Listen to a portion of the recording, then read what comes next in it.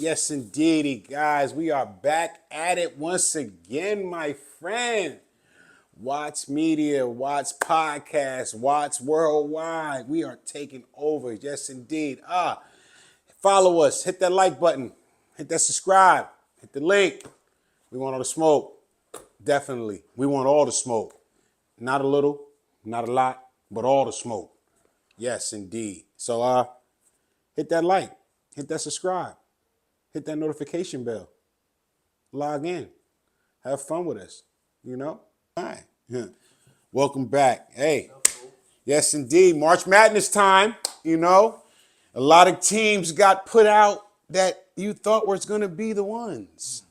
Like for what? You seen goddamn Alabama lost. Houston lost. What was that other one that was awesome? But look, nah. Underdogs. Madden do is bet on the underdogs. That's the problem. When you do, you don't, and when you don't, it does. That's like yo, what? Like, cause I sat on my phone literally and debated on betting against Alabama, and I'm like, nah, them niggas probably hungry as fuck. I was like, you know what? I'm gonna just do the over. You know, and the motherfuckers lost. But I forgot what it was. I think it was like plus 180 or something. So if you'd have bet against them and you put $100 down, you'd have made like 180. So you put, you know what I mean? So yeah, I mean, hey. But look, what you want to sip on tonight? All right, I was sipping on this earlier. But look, we're gonna try, you know, I was sipping on the Mitchers. I don't know if y'all know the Mitchers. This right here is the Mitchers Sour Mash. Pretty. This one right here, this is more mild. It's like Sour mash. That's like when they say Jack did. pretty friggin' much, they use the same type of mash when they do them. Cause they'll run a whole blend of alcohol, and then take that mash and use it again, but use it on top of new mash. It's like they won't just use the old mash; they'll take some of that old mash and new mash, so you get that sour mash. Yeah, I mean, they got a lot of science to that shit, but no, that shit was decent. That's Mitchell shit. This should be hard to find out here. Like this one, I think like $56. Yeah, ain't that bad.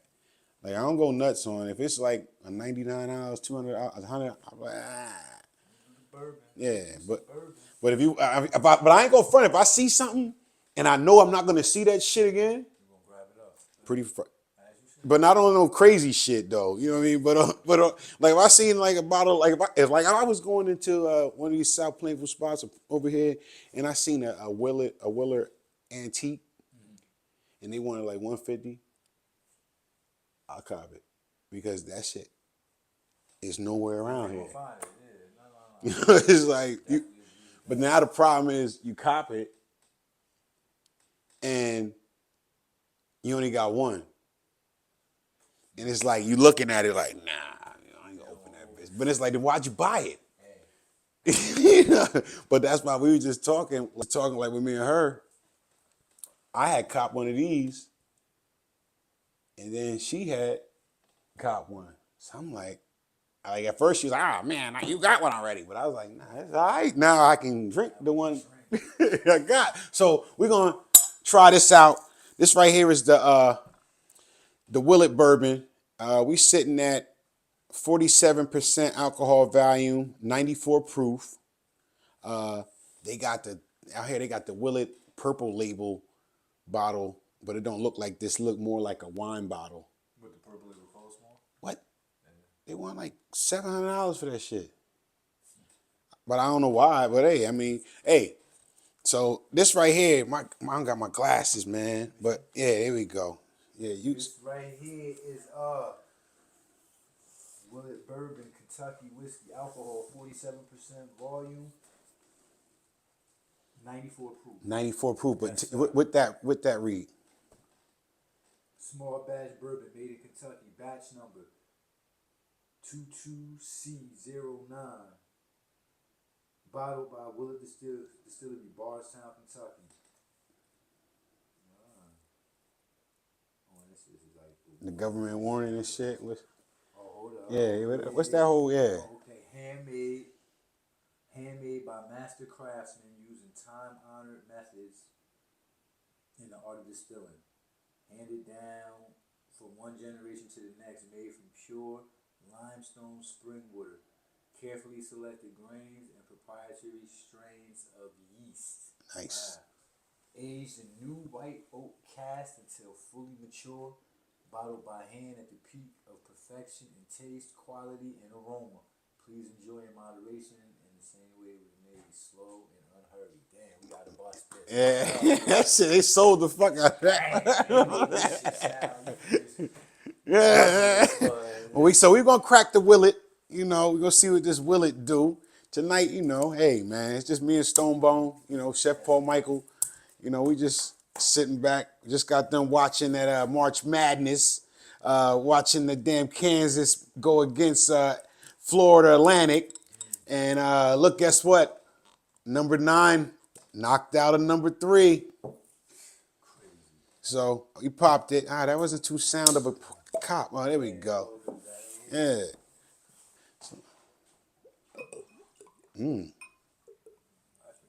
That shit sounded like it came out of a goddamn gas station. It sounded like a gas pump. Ha. But nah, we back. We opened that. We cracked the Willet. You know, we cracked it. We right. Let me see. I ain't even tasted. And like I said before, this is my first time having Willet. Let's see if Willet. Hey, I'm sorry, folks. I had to throw the glasses on. I couldn't see. So, you know, welcome to the glass world. All right. We got some legs running down there. She got some legs. Nice amber color. Look like a police car yellow light color. Yeah. Smells good. All right. Well, you said what they said on here. You said they said aged in new white oak cask. We already know it has to be aged in new white oak cask if it's a bourbon. You know what I mean? You know, it's got it. You know, fully matured. We said that. Yeah, it was distilled, aged, and bottled. All right, let's taste him out. It smell. You know what you get? Remember, if you smell it. All right. Well, I'm not getting too many. Hold on. There you go. I'm getting oat. A little cinnamon. I smell like. I think cinnamon. Yeah. Let's go. Let me see. woo!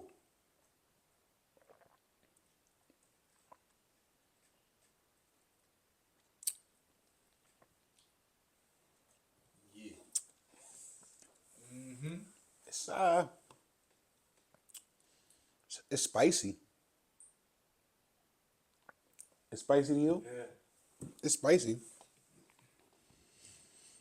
And yeah, it ain't that a little smooth though. It ain't burning. Nah, because Willet Distillery, I mean, makers of Kentucky bourbon. I'm getting like a lot of cinnamon and spicy notes. Let's take a look at their website, man. I'm not going to give you my email address and all that. We ain't doing all that. Oh, they want you to do that. Oh, no, all right, we got through that. All right, Willet history. What's up with Willet? All right. Well, in 1936, Thomas Willet founded the Willet Distillery. Today, the tradition continues. All right, so in 1936, they founded a distillery. See, that's the thing, man. That's one thing we don't get. What's that? Distillery? Fucking crescents, man. You know what I mean? Look, they got their own. Look, Willets. We need to make our own goddamn crescents. All right, so 1684. In 1687, Edward Willett went to London and apprenticed to Daniel Mason to learn the pewter trade. Pewter. It's that bit with metal? Yeah. That's what banging metal, right? Pewter, P-E-W? Yeah, that's what metal. Okay, see, I know a little something. So he went to go bang on metal in 1684. When he was 23, Edward received his mark and became a pewterer. A pewterer. Might have been called a pewterer. Yeah, what you do? I'm a pewterer. Well, I enjoy your pewting. He was allowed to strike in his touch pictures. Okay. Oh, that's what it is. So they used to do them. A pewter. I think some pewterers or pewterers. They used to tap like copper plates to make like art. They'll pewter the art like a face in it, and then take like a chalk and rub it on the paper or some shit. Yeah. So all right, I'm getting it now. All right. So I understand what. Oh, they really trying to give you the history of this family. All right. So we don't really. Yeah, so what? So Yeah, they just give me the Willet because they named this shit Willet. So they trying to let you know who Willet is. So Willet started in 1684, and then 1692 to 1792. For a century, the Willets were called Prince George Country, Maryland home, which is a very near what? My bad. Willets called Prince George's Country. Prince George's Country. It's a Maryland home. They live near Washington D.C.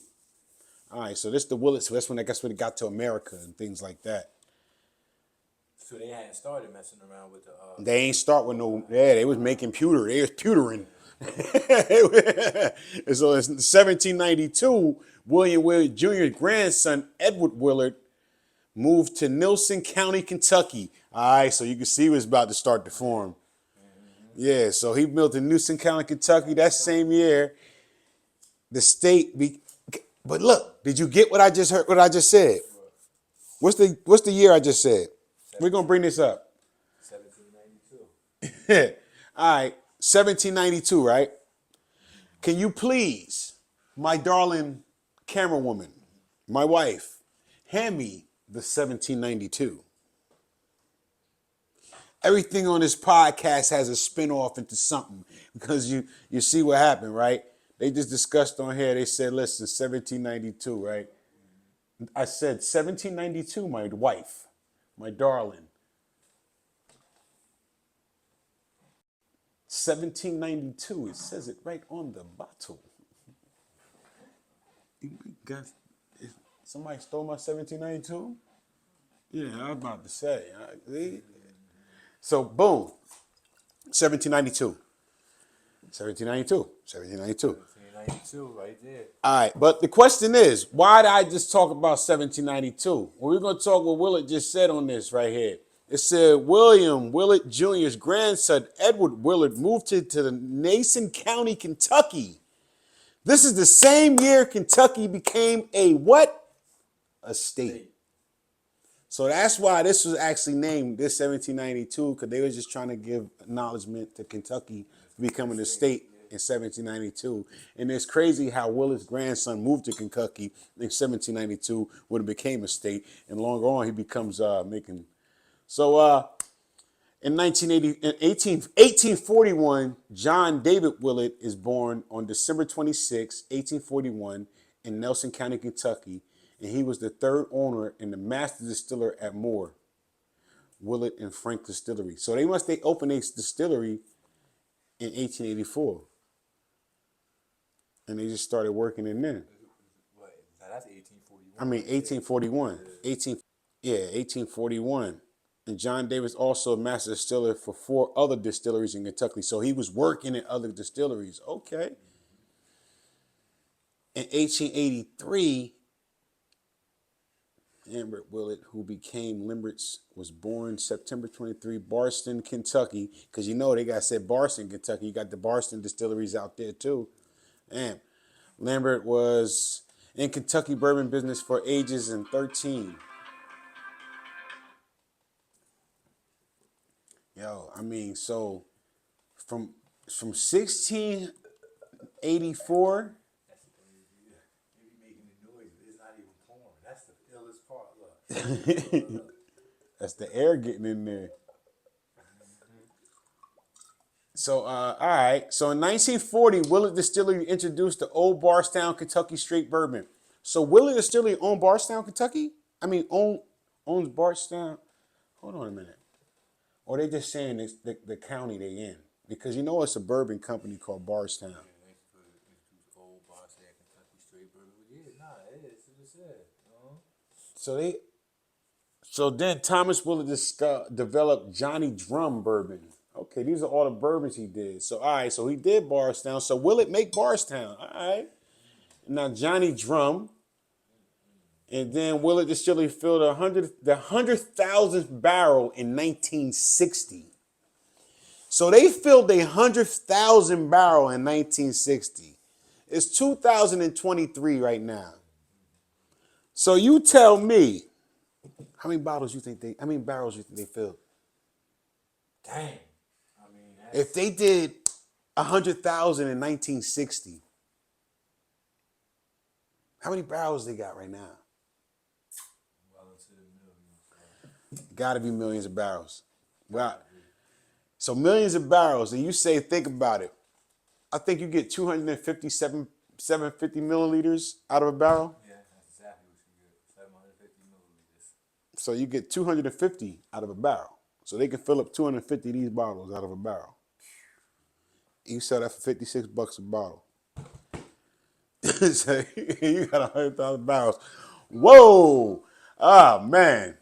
I see why it was a prohibition back in the day. So now I'm starting to learn that Willet Distillery also owns Rowan Creek. We see this shit all the time. In 2003, Evan and Martha joined the family business. Evan and Martha's daughter, Brittany, Kelly, and husband, Hunter, or whatever, their family business. The Willet Estate bottles, that's the one I was telling you about, the purple one, the purple tops. These right here, they trying to rob you for the money. That's the wine-shaped bottle with the purple tops. They trying to get you out here for that. So, I mean, this company, I mean, they got a great website, and you see how that's in the copper steel? And I told you how they made the bottle look like the copper steel. Oh, yeah. Oh, okay. Yeah. You know what I'm saying? So that's what I was trying to say. I kept saying Stein still, but yeah, they try to make it look like that. That's what the bottle, that's kind of cool though. You know what I mean? That's called marketing. Marketing genius, you know what I mean? A pot still was put in use for the first time in 2012. So in 2012, in their new facility, they did open it up. They did the warehouse, they renovated it. In 2012, his wife joined the family business after several years. Now, all them other folks from 1865, they long gone. So we got the new family here now. And There they go. look at them. Flicked up. The family puts their first bottle of their new make bourbon whiskey into the warehouse for storage. That's their first bottle they and put in the storage. All right. And that is what? The Sour Mash Bourbon Whiskey, Bardstown, Nels County. Serial number 1, fill date 12/8/27. Barrel number 1. But nah, man. I mean, Willet, hey. I mean, it tastes all right to me. It ain't that bad. I mean, it's not. I ain't got a problem with it. I mean, let me take another sip on it. I definitely had better. But it's all right. And that's the small batch on the 1792. Yeah, it's all right. But me, all jokes aside, ain't knocked my toes off. It ain't nothing like how we used to taste on the goddamn Widow Janes and shit like that. But you gotta remember, this is only $56. Widow James was like what, 90? Oh yeah. You know, I mean, $99. You know, so you think about it. So I mean, it's a pretty bottle. I bought it. I bought it because everybody said buy it. That's terrible. Nah, you should buy it. Like they want me to buy this pink pop one. I'm not spending I'm never spending $700 on a bottle of liquor, unless I can get $1,300 back in an hour. But nah. So I mean, how you feel about these this NBA? I said the NBA. How you feel about the fucking NBA, the March Madness? What's up with the March Madness, yo? That's not really my forte right there. Like, I don't really. I watch You know what the reason is too. All right. What? it ain't even about. I mean, me. The reason I'm not no big. I don't watch this shit during season. And I ain't gonna sit there and lie. I might watch a game here and there. If it's a cool game I want to see, I might watch it. I ain't gonna break my back to watch it. But the cool shit to me about March Madness is it's how a 1 seed can lose to a 18 seed. Because it's about who better that day. Yeah. So it's like you're coming in here all cocky, big headed, like, yeah, motherfucker, this my shit. Yeah, we number 1 seed, da da da da da. You know, nobody touching us, da. You already know that you really are that, but that wasn't your day. So, because a lot of teams right now, a lot of games went the way that folks ain't think so. And I got Gonzaga to win the whole thing out, y'all. So, and what's today's date? 3/25/23. March 25th, 2023. I got Gonzaga to win this whole damn shit out. They're going to win it out. And if they win it out, I'll be happy that I said that. But but right now, who we got left in here? I think we got Gonzaga. Let's get it with it. We got UConn and Gonzaga right now playing. Matter of fact, the sad part about it, folks, we can't even do that because we on your YouTube and we can't be broadcasting games and stuff. Let me see a light. But yeah, I mean, because right now Gonzaga is losing 6-9. So you got left in here Gonzaga, UConn, Creighton, San Diego, Miami, Texas, and Florida Atlantic just beat goddamn Kansas State, yo. But nah, salute, big salute, big salute to Marquise Noel. Old boy, little boy. Oh, that's right, little boy. Say nah, I ain't gonna say that. Old boy was great, yo, for real. Out of Harlem. Yeah, young boy. I mean, you did a great job. Don't look sad. Don't feel sad. Don't feel upset that y'all lost. You did great, bro. For real. Marquise Noel, y'all keep a look out for that guy. He's definitely something, man. Definitely something. Up and coming. Yeah, and it was funny because when they was playing against the Michigan game, it's another kid. It was like a Queens Harlem thing going back and forth. I forgot the other kid name from Michigan, but it's a kid from Michigan that played for Queens. He comes from Queens. And him and Marquise been playing against each other since they were like 10 years old. And so they in the friggin', you know what I mean, in the goddamn final 16. You know, so it's like, that's cool. So keep your eyes out for old boy. I mean, Marquise Noel, awesome. Even though y'all ain't take it to the top, but you did your damn thing. And he won the world, the record. He broke the record for the most steals in that game too. He had 19 steals. The record was, I think, 18. So, and that record was been on there since 1987. So, That's a long record. so even though you ain't win the goddamn championship, my man, nobody breaking that record for probably another 30 years. So your name's stapled in there.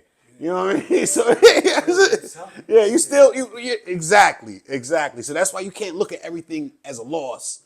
You gotta look at things as a lesson. You gotta look at things as oh shit. You know what I mean? That's awesome. So I mean, but right now, and we're looking real crazy right now. UConn got 13-8 on my goddamn Gonzaga. But yeah, I mean, other than that, I mean, what's up for I'm trying to come up with some new ideas, yo. I'm trying to come up with some cooking shows. Easter coming up. Easter. Oh yeah, Easter. We're gonna do an Easter buffet at the Railside Cafe. All you can eat, $35. Gonna have everything on there from French toast to Sicilian rice balls. I mean, hey, Railside Cafe. It's our last hurrah, y'all. We've been there for 10 years. Been doing what we had to do. It's a wrap. Family, New Jersey. Thank you, but goodbye. And we got a new facility coming in Roselle. We got new equipment. We got new stoves. Got new fryers. Got new chairs. Got new refrigerators. So it's a whole new look. So I appreciate all the customers that came through and helped us out throughout the years. But the pandemic screwed us up out of Railside and Fanwood. But it's a blessing that we got a new spot in our own spot. So, hey, keep on the lookout. I'm going to be blasting this every chance I get.